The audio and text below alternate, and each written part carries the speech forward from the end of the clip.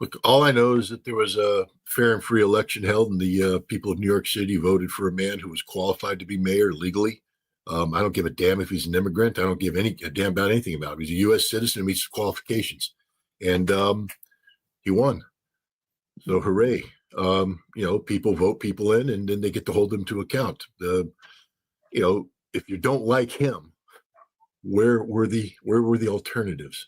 Why could the best they come up with is Curtis Sliwa and Andrew Cuomo?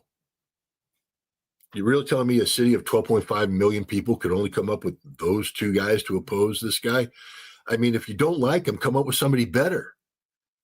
Who else did you want there? A failed governor? An aging guardian angel? So no, I mean, I'm fed up with people who condemn this guy. Are his politics my politics? Nope. Would I have voted for him? Probably not. But he is allowed to run for mayor, and the majority of people in New York City voted for him. The vast majority of people in New York City voted for him. And the last time I checked, in a representative democracy, that's what counts. So I'm not worried about this. I mean, New York mayors have famously found out that the citizens of New York aren't quiet when they're not happy. And if this guy fails to deliver on his promises, he's not going to have an easy time. So good luck to him. I hope he gives the citizens of New York City everything they wanted, everything they expected. But we'll see. He wouldn't be the first failure of a mayor, and he wouldn't be the first successful mayor. Mayors come and go. I can't get upset when the people of the United States vote for somebody and put them into office. As long as it's a fair and free election, it means it's a battleground of ideas, and he had the best ideas out there. At least the ones that resonated with the population that mattered, which is the voting population of New York City. That's how democracy works. If I don't like it, then golly gee, why don't I run against them next time or find somebody who will? That's it. I'm not worried about any of this. I'm really not. I don't lose any sleep over this. My take is that the United States of America is governed by one of the dumbest men in the world, who doesn't understand the power of words. And before he speaks on topics such as this, he should probably get better briefed.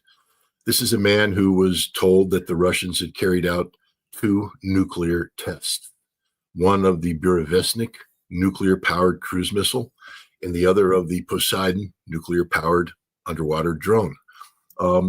Both of these are, nuclear capable, meaning they can carry nuclear warheads. But the tests were of the nuclear propulsion systems. And so, he somehow in his brain decided that he was going to call these nuclear weapons tests. No, they're tests of nuclear delivery vehicles that happen to be nuclear powered. Maybe that's just too many nuclears for Trump's brain to handle. But the bottom line is, he spoke out and said, they're doing tests, so I'm going to order tests. Now, here's the important part. He said, I'm going to order the Secretary of War, that would be Pete Hegseth, to carry out a nuclear weapons test similar to what was done. And everybody freaked out and thought, oh my God, that means the United States is going to go and violate the Comprehensive Test Ban Treaty and start testing, actual nuclear warheads. And yet today, the Secretary of War carried out his instructions. They tested a Minuteman III missile without a warhead. They tested the delivery system, very similar to what the tests that were done by, but we do this all the time. This isn't the first Minuteman III test this year. We've tested a whole range of Trident D5s, delivery systems, and it should not raise anybody's eyebrows. It shouldn't get anybody's pulse up. But then he turns around and he says things like, we know the Russians are testing in secret. We know the Chinese are testing in secret. Well, the secrecy are the tests of their missiles. Of course, they're secret. I mean, Russia's like a broadcast that, hey, today we're going to flight test at Burevestnik, although apparently a NATO ship was monitoring the test and the Russians didn't do anything to disguise it. But, your words matter. And so now you're the Russians and you have to be pragmatic. You have to say, is this guy just stupid? The answer, of course, is an unqualified yes. But you can't run your policy based upon, we're just interpreting his words as stupidity. His words could also be interpreted to be that the United States believes that Russia and China are carrying out secret nuclear weapons tests, and therefore the United States must be prepared to carry out tests of its own. But if that's the case, then it isn't the Secretary of War that's going to handle that. It'd be a completely different American agency responsible for the upkeep of nuclear weapons, and the Department of Energy. And there's no evidence that we are getting ready to do a nuclear test, and there's no evidence that the Russians or the Chinese have been doing or getting ready.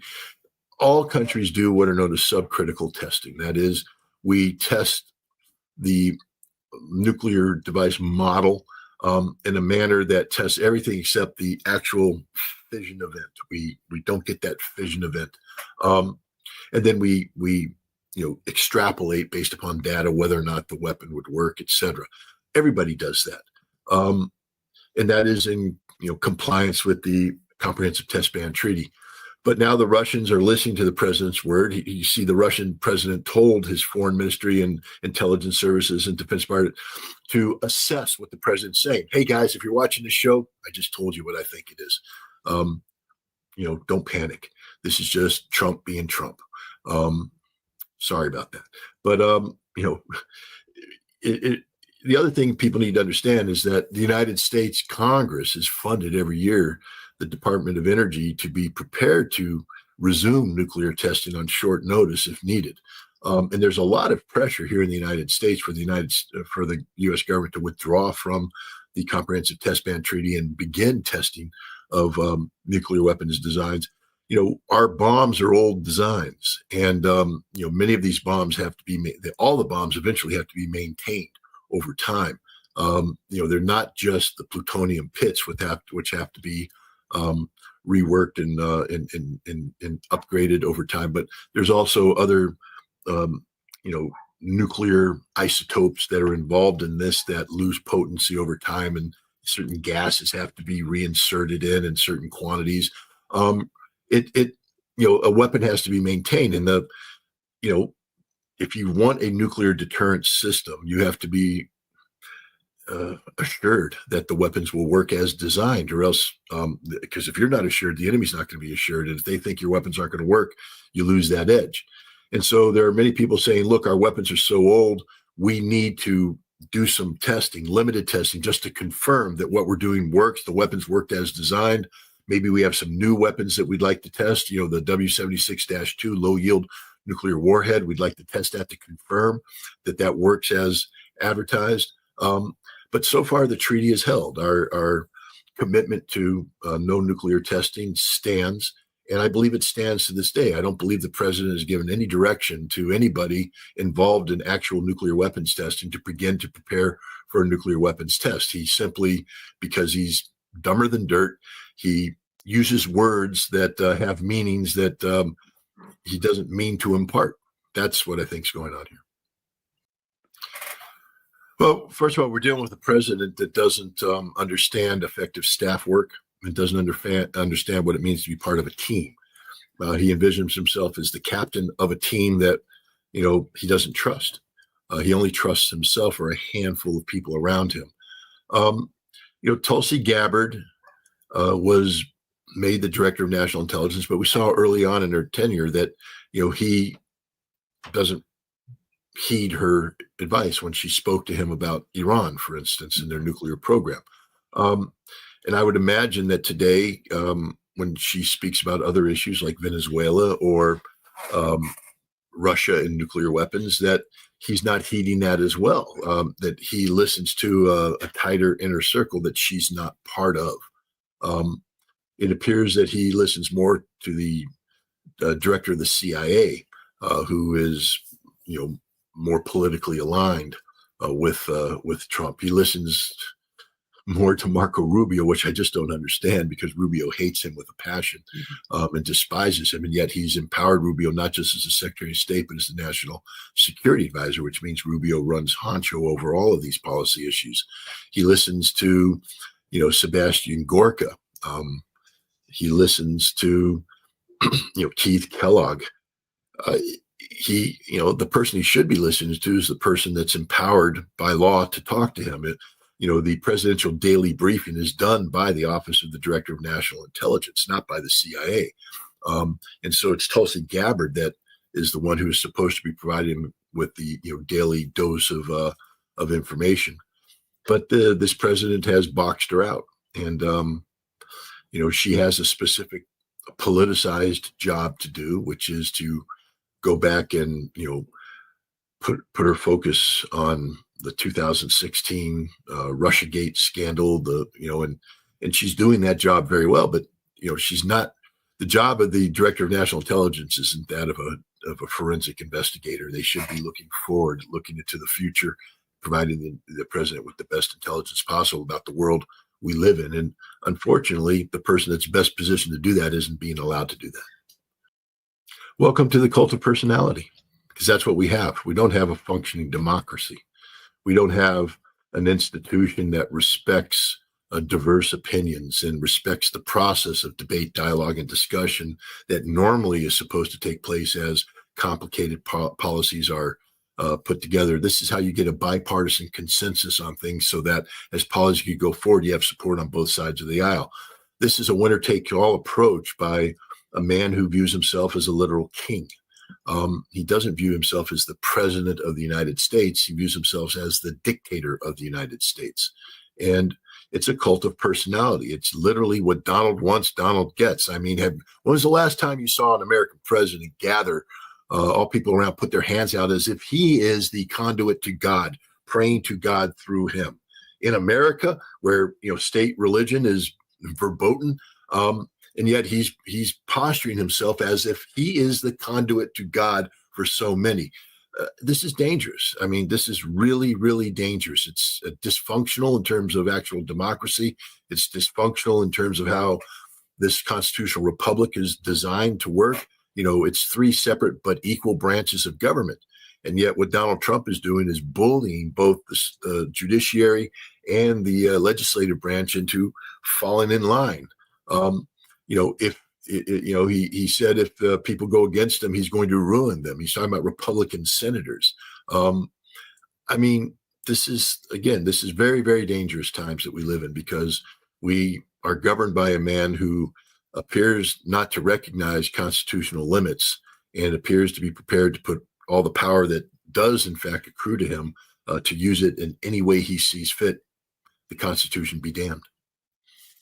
Well, first of all, when you have back channel communications, the implication is that the president implicitly trusts the person doing the back channel communications to accurately reflect the position of the United States and accurately report information back from Russia. It's a non-standard way of doing business.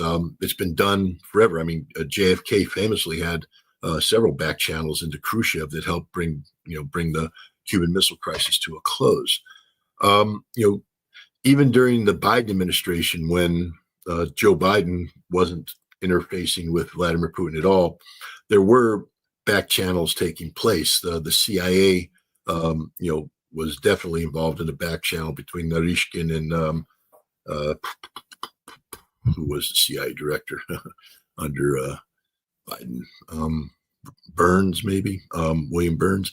But could the CIA, the CIA has muscle memory in that regard. So could Radcliffe be a back channel? If he is, nobody's talking about it, which sometimes is good. But the problem is you can have the channel.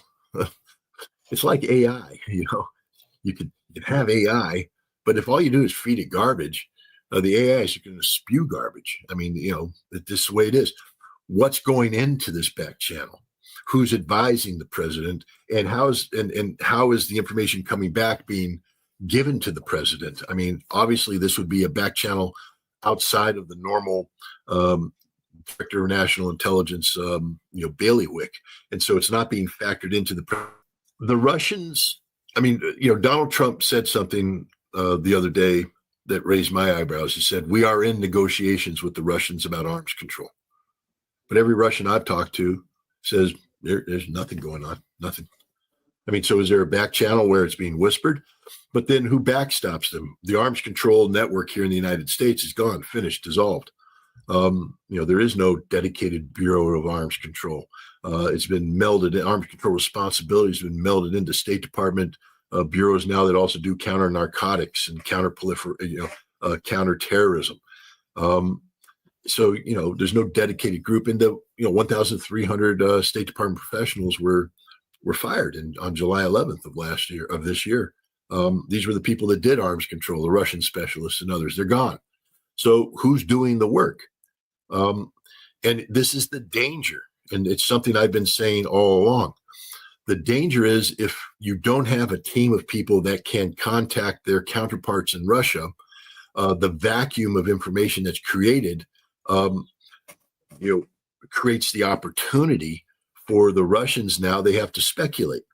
Instead of knowing what the United States is doing, they have to speculate. And when you start speculating, you have to think worst case scenarios. And so you have to prepare for worst case scenarios. And that's the policy direction you go, which should be the last policy direction anybody in the United States wants Russia to go.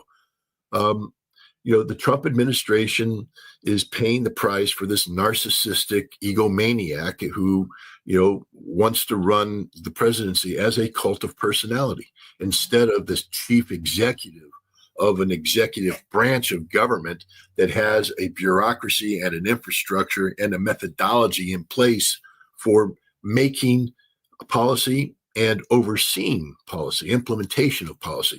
That's out the window right now. This is literally the definition of chaos.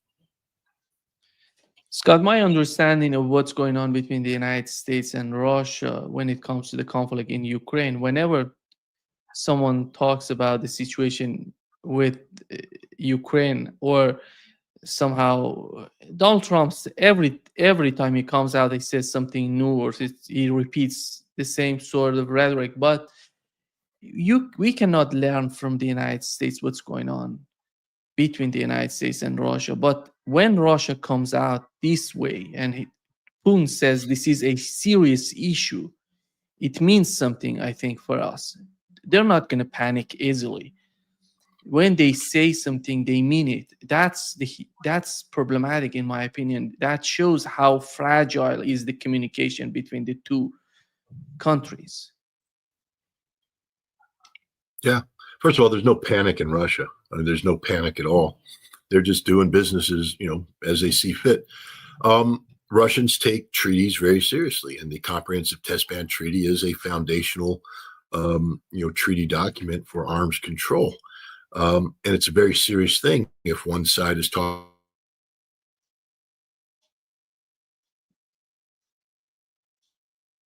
Yeah. We've lost you, Scott. Can you hear me? Yeah, you're back. Yeah, I'm back. Yeah. It's a serious thing if one side is talking in a way that could be interpreted as walking away from the treaty. So, of course, the Russians are taking this very seriously. But, the Russians have made a comment recently coming from the Kremlin that I think all Americans should pay heed to. I think it was Dmitry Peskov who made the comment that, in the past, it was that the Russians were, trying to get a meeting with Trump or looking forward for a meeting to Trump, and thought that the meeting itself could be a pathway towards getting something done. But now what they're saying is there's no need for a meeting with Trump because there's no reason to have a meeting if the United States isn't able to put anything on the table. And so the script has been flipped. It used to be Russia that had to put something on the table. Russia was the one saying that we were waiting for the Russian proposal and things of that nature. Now the Russians say, you got our proposal. It ain't changing. And unless you're willing to put something on the table that, moves our proposal forward, there's no reason to talk. And so that has changed too. So when we talk about, the United States, Russia, and Ukraine, understand this: Russia is on an irreversible path when it comes to Ukraine. There will be no stopping. There won't be no backing up. They will continue down this path until they achieve the outcome that they desire. And that outcome has been explained in great detail, not only to Ukraine, but to the United States and indirectly to Europe. There are no surprises here. Everybody knows what Russia expects to happen before you can talk about, cessation of hostilities, a ceasefire, etc. And I think what we're seeing is that the Trump administration understands this reality, and they also understand that they can't vocalize a policy that embraces this Russian outcome. So they're washing their hands of Ukraine and putting the burden on Europe. And that is the American position on Ukraine right now. So, there are no surprises here. This war, unfortunately, is going to finish the old-fashioned way. And that is, the Russians are going to kill every Ukrainian out there until the Ukrainians stop fighting. There will be no negotiated settlement. There will be an unconditional surrender. When that happens, I don't know. Russians aren't putting a timeline on it, but the idea that there could, that this war can stop and there will be a negotiated peace, that's out. Russia is committed to winning this war. They've always been committed, but they were in the past willing to have diplomacy interject itself and fast forward, some of the processes through negotiation. But now it appears that Ukraine is incapable of doing that, and Europe and the United States are unwilling to do that. And so Russia will force the issue on the battlefield. All you pro-Ukrainian yahoots out there, you can read whatever you want. Prokofsk is falling. Ukrainians are dying. Kupiansk is going to fall. And then we could just go on and on and on. The war is going to end in Russia's favor. And the only thing that's going to change besides the territorial losses is the tally of dead. And far more Ukrainians are going to die than Russians. That's the harshest reality there is. I don't know if Donald Trump knows what's going on in Pokrovsk, Scott. Do you think the information he's receiving is still from Ukrainian intelligence, from British intelligence, or they have something to do with their integral system in Ukraine to receive what's going on in Ukraine? Well, what's interesting is the Russians, something else came out of the Russian meeting yesterday, is that the Russians apparently were providing Trump with a daily briefing on what the front line really was. They said, we were giving Trump the actual front line so he could compare and contrast it with the lies that he was getting from Ukraine. And now they've said, we've stopped doing that. We don't care anymore because it doesn't matter. The United States is not up to reality. There was a time when the United States was told to stop collecting on Ukrainian order of battle, meaning to stop following the front line. And because the data we were collecting, our analysts were assessing, gave us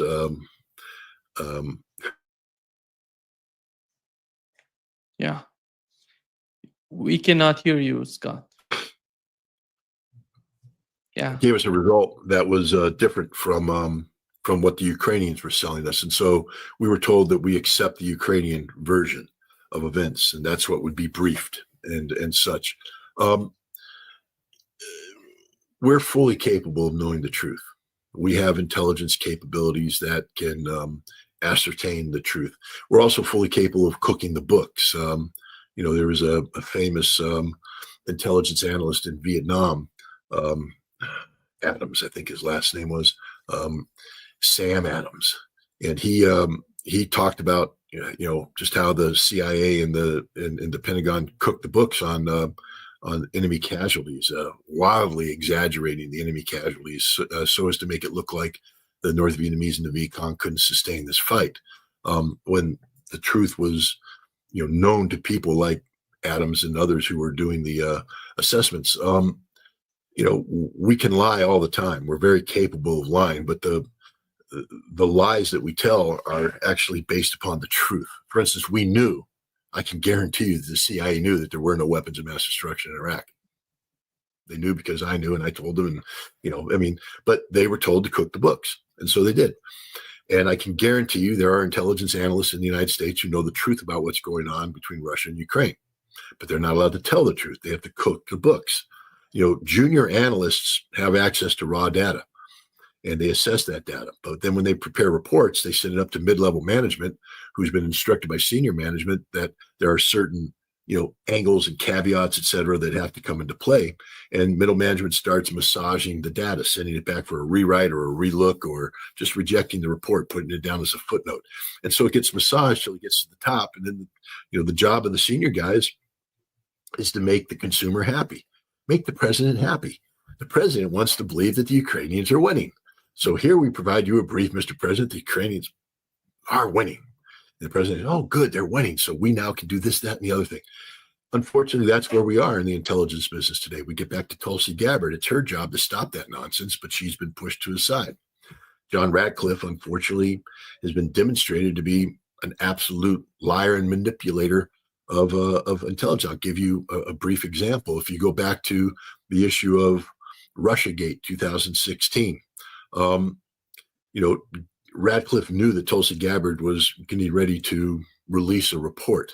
And so he preempted a report with his own 5-page quick summary of the processes involved in creating the 2016 intelligence community analysis that was then released in 2017, and its unclassified version became very controversial.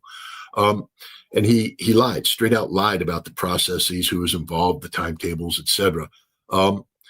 And then you see Tulsi, publishes her report, and I think it took Radcliffe by surprise because she declassified things that, as somebody who used to be in the business, shouldn't have been declassified.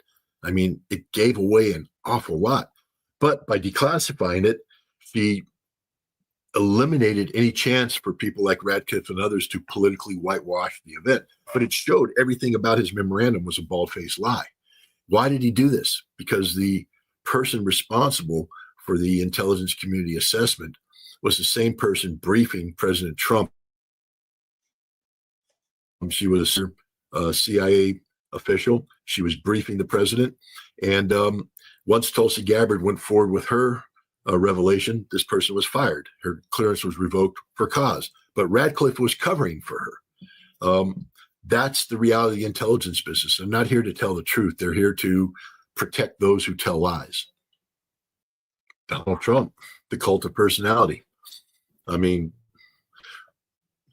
the other person you hear more than anybody right now is Scott Bessent, the Secretary of Treasury. He's out there.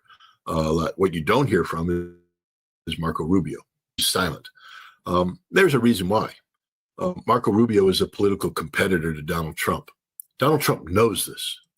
I mean, he didn't pick Marco Rubio because he likes Marco Rubio. He picked Marco Rubio because he was given $100 million by, Miriam Adelson, who has apparently decided that Israel is more important to her than the United States of America. And Donald Trump acknowledges that. Yet he took $100 million from a known agent of Israel. Her husband wanted Marco Rubio to be vice president, therefore next in line to succession. And Trump said, I refuse that. That will not happen. So the next best thing was the Secretary of State, which is also a known stepping stone to, being a candidate for the presidency. Hillary Clinton famously used it as such. And so we cannot hear you, Scott, again. Yeah, it seems that. Can you hear me? Yeah, you're back. You're back. Yeah. And so, Rubio got this, but, Rubio despises Donald Trump, despises him openly. He can't even hide it. Look at the photographs of various meetings and Rubio's, demeanor as Trump is speaking. Stone cold face, staring, not happy with what he's hearing because he knows he's an actor. His job is to act. And so it's, I can't imagine how frustrating it must be for Marco Rubio. I have no sympathy for the guy. I don't like him at all. But he has a job and he's not being allowed to do his job. I think Trump gives him certain latitude. I think Marco Rubio's ego is being massaged by the Venezuela portfolio, which he appears to be managing both as Secretary of State and as the National Security Advisor. But even there, he's going to find that, he is Pinocchio. He is a puppet. And Donald Trump is his puppet master. And Pinocchio doesn't get to do anything that the puppet master doesn't want him to do. Bessent right now is talking because Trump has put a lot of foreign policy emphasis on the economy and these things, and Bessent is, adequately articulating what Trump will watch. Anytime it becomes controversial, Bessent will be pulled off the stage and Trump will take center stage. This is the Donald Trump show. And the only star of the show is Donald Trump. There will be no competition. Nobody will be allowed to shine brighter than Donald Trump. And, again, the smart people understand that the president is the president, and, all credit is accrued at the president. That's the way it always should work. But presidents usually are smart enough to know that they have to have competent people, competent staff, and credit should go where credit is due. I mean, if a Secretary of State succeeds, they should be called out with their success. Nobody's allowed to succeed except Donald Trump. That's it. There's no limit if there's no arms control. And on February 5th of next year, the last remaining strategic nuclear arms control treaty expires, and there's nothing to replace it. Vladimir Putin has spoken about a voluntary moratorium of 1 year on the caps. That means the numbers of deployed nuclear weapons, 1,550 per side. But he's also said that this is contingent on the United States not doing anything precipitous that changes the strategic balance. And all Donald Trump is capable of doing is things that change the strategic balance. You earlier mentioned Dark Eagle. If Dark Eagle is in fact deployed in Europe, this is going to be very problematic for the Russians. What about Golden Dome, the hypothetical missile defense shield that Trump wants to put in place? Belousov has spoken about a new, ICBM. That's the Sentinel missile program. He spoke about a new submarine. I think the Dreadnought class. That might be to replace the Ohio class. New bomber, the B-21 bomber. He talked about upgrading the B-52 from the H to J model. All these things are happening, but again, let's just get down to reality. The Sentinel missile program is dead in the water because it's too expensive. And Congress has put the kibosh on it right now while, the various companies involved, re-examine their proposals. They had thought they could build a missile that would fit into the existing Minuteman silos, and they can't. That means that in addition to the missile, they have to rebuild all new silos, and now the price tag has gone into trillions of dollars. So instead, we're upgrading the Minuteman III. We're not upgrading, I'm sorry, we're extending the life of the Minuteman III, a service life extension program. But the Minuteman III has been around for a long time, and many of the factories that used to produce components for Minuteman III no longer are producing components. There's nobody who can produce. So in order to keep Minuteman III in play, we're going to have to reduce the numbers because they're going to have to cannibalize some of the Minuteman III to keep the other ones operational. So we're going to be looking at 450 missiles, probably dropping down to 300 missiles. That's the reality. On the submarine, I mean, yeah, we've got a submarine program in mind, but look at the Virginia class attack submarine. We're supposed to be producing 2.5 a year to meet the requirements, but we're actually producing 1.7 a year, which means we're behind on that. We don't have, shipyards that are just sitting idle. So where are we going to produce this new submarine, and at what cost? It's going to go through the roof. The B-52H is the current strategic bomber. We're talking about upgrading it to the new J standard, putting new electronics, avionics, new engines, the whole thing. But the cost of doing this is prohibitively high. So high, in fact, that they're saying, well, we should just build more B-21 Raider bombers. But again, building more with what? We don't have unlimited production space. What time does this take place? The reality is the United States is very far behind Russia in terms of the modernization of our strategic nuclear deterrent force. The Russians have a whole bunch of options available to them today, from the Sarmat missile, which Putin says is entering combat service on an experimental basis, but will enter full combat service sometime in the future. The Oreshnik, which is an intermediate range missile, is in serial production, already entered into service. The Avant-Garde hypersonic maneuverable warhead is in service on a number of missile options. They have the new YARS advanced, an advanced version of the YARS ICBM, mobile and silo-based with new warhead configurations. They have the Burevestnik, which they just tested, a nuclear-powered cruise missile. They have the Poseidon, nuclear-powered underwater drone. They have a new class of Russian ballistic missile submarines.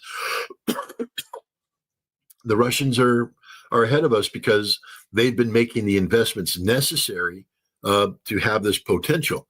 What the Russians have done successfully is develop an idea, design, and then mothball it, hold it in abeyance until, which time it either can be canceled altogether or put forward. That costs money to do that. We in the United States don't do that.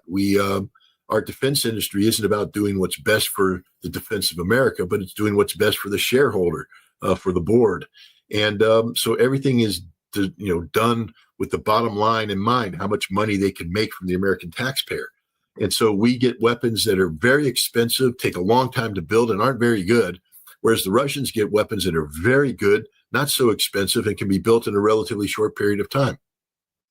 I don't believe it's a nuclear preemptive attack. I think what we have are some weapons, drones, that are designed to operate over the area in which launches could take place, that are equipped with missiles that can do the intercept at the launch phase. So as a missile emerges from its silo, the drones will fire a weapon that will shoot it down. So we want to get them there. We get them in the mid-flight, and then we get them on reentry.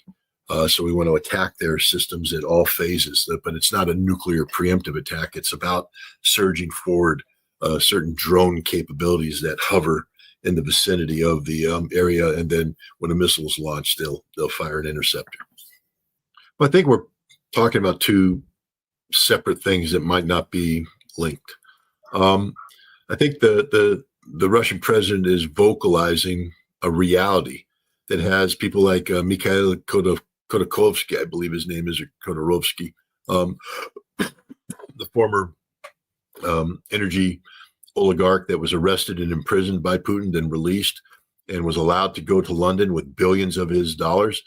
He is actively funding Russian emigres in London and elsewhere, creating a network that is trying to penetrate back into Russia using business circles. Before Russia was sanctioned in 2022, you could in Moscow, you could be talking a significant percentage of the people had pro-Western sympathies because of Western business connections, and they viewed the connectivity with the West as being essential for Russia's future. Now, many of these people fled after the invasion, and many others just went dormant. We saw, the fate of Navalny, who was one of these people funded in this manner.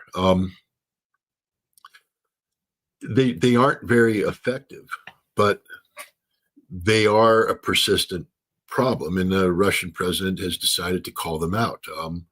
I think it's because they are starting to have an impact on public opinion, not in Russia, but outside Russia. Your good friend Gilbert Doctorow is one of the people who have fallen for this line of bullshit. Straight up, pure 100% unfiltered bullshit. That there's somehow a class of people in Russia today who are actively working in opposition to Vladimir Putin. It just isn't happening. Are there people who are dissatisfied with certain policies? Of course there are. But are they politicizing this to the point that they represent a threat to the presidency? Not at all. But when you have this perception existing on the outside, it feeds the policy options of the people that Russia needs to be working with to solve problems. So, for instance, in the United States, where you have an establishment that has been focused on regime change in Russia for some time now, but only to be presented with a reality check that ain't going to happen as long as Putin is healthy and in control of his faculties. Suddenly you start having this new thing come up, and people go, "Oh, wait a minute, maybe we can do that," and that alters policy options. Remember, Putin was expecting Trump to be more receptive to a pathway to peace and normalization of relations. And now the Russians have to accept the reality that Trump wasn't the man they thought he was, that he can't deliver on what they hoped he could deliver on. And so they have to look at a broader spectrum of, policy, inputs. And one of these is, of course, what's happening to shape perceptions abroad about Russia. And, he's pointing that out, but that's not a sign of panic on the part of Russia. It's just a sign of reality that, this is happening. We need to be prepared to deal with what this is happening, not about, opposition inside Russia rising up, but the perceptions that exist about Russia abroad. And, now we get into the whole propaganda and counter propaganda things. So, Russia RT may be directed to do a better job of selling the Russian reality to an international audience than they have been to date. Who knows? I mean, this is a Russian policy prerogative, but I think that's what's going on. Talking about China, Russia, and Iran learning to work together more. This was good. This is inevitable in a world where the United States sanctions and punishes nations for simply existing. They will, those nations that are punished will gravitate to each other. And if you look at the geography of the three nations, it makes sense. It's sort of interior lines of communication. Russia, Iran, China. Now we're talking about Central Asia, the Caucasus. You're looking at a geopolitical map that defines itself. And I think the Russians, Iranians, and Chinese are going to come together closer with, not just economic policy, but security policy, foreign policy, development policy, working together to make sure that their game map, the part of the world they live in, is thoroughly integrated, sort of operating off of interior lines. You're not going to be held hostage to the need to ship things by sea, where you could be interdicted by American shipping or blockades. You could be denied access to the Suez Canal, etc. Now you're talking about a rail line from St. Petersburg to Bandar Abbas. You're talking about a rail line from Western China straight into Tehran. And I think this is just the natural state of affairs, but I think they're not necessarily connected to one another, the two issues. I think we have to filter everything through the reality of American domestic politics. The Republicans got their butts handed to them in these recent elections. And the Republicans, MAGA, has to sit back and say, what happened and why did this happen? What aren't we doing right in terms of communicating? And it seems to me the worst possible course of action would be get America involved in a ground war in Venezuela that drags on and has body bags coming home. There's no scenario that can be implemented today that resolves the Venezuelan problem absolutely before midterm elections. And the reality is every option you just outlined probably has Americans dying in the lead up to midterm elections, which I don't think will go well for the Trump administration. And so I think you're going to see a lot of talking, continued peripheral attacks like the boats. The CIA will continue to put pressure on Maduro. If something happens where a window of opportunity avails itself for regime change, etc., maybe they pull the trigger. But I would be surprised that if Trump, made a straight out military move to remove Maduro, because it would require, the suppression of Venezuelan military forces that are known to be loyal to Maduro. It would require seizure of critical infrastructure, including oil fields, and it would require, the physical elimination of Maduro, either kill or capture. This is the reality. So, and these require a lot of troops and almost a definite long-term presence of troops on the ground in Venezuela, in a nation where there is the real potential for openly hostile resistance. For a president who ran on a platform of peace, I have a hard time seeing him try to win midterm elections, selling a war of choice to the American people in Venezuela.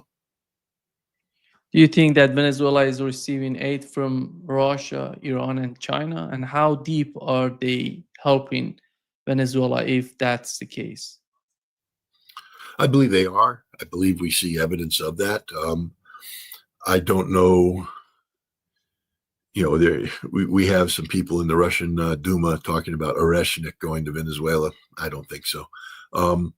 If you want to guarantee that the United States floods Ukraine with Tomahawk missiles, go ahead and deploy Oreshnik to Venezuela. It's a strategic system, by the way. Venezuela, you're not going to hand Venezuela that capability.